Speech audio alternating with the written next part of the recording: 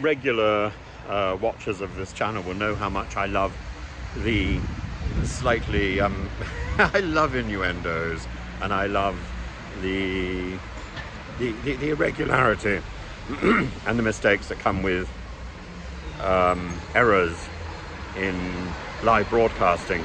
There was the one of the volcano, which was Fiona Tropp's, I think, during Storm Gerrit, where she talked about a volcano ripping through Stalybridge near Manchester, as opposed to the I think it's near Manchester, isn't it?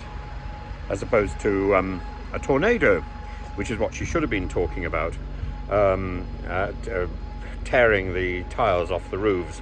And although, you know, this was a real problem for the people who experienced it, it does raise a smile when someone talks about a tornado in the north of England, a volcano in the north of England. There you are. You see, I'm doing it. It's these slips of the tongue are tremendous, and of course immortalised in literature with what's her name? Mrs.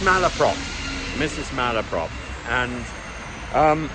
and today or yesterday there was one with Peter Levy, who was commenting on a report by Becky Bowden about misjudged parking spaces allotted in Goole, and the council was going to repaint the parking marks, and he pointed out with aplomb just before the weather was announced, well, there'll be many people in Goole who'll be looking forward to those extra inches on Wednesday, and then he realised what he'd said and giggled, which I think is very human and rather lovely. Of course, if you're conscious of the innuendo, I remember being advised long ago when I was doing panto that you don't laugh. The audience does the laughter. You do the work, and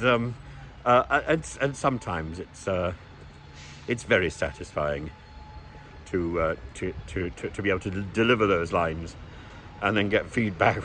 Do you realise what you just said? Well, you know, this is very much the stuff of Max Miller and the stuff of Frankie Howard,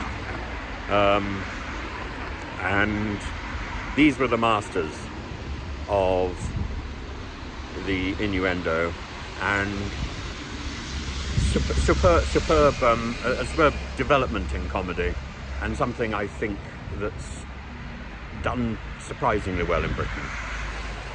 If innuendo is as far as we can go, well, you know, it's not very far, but it's something to be quietly proud of.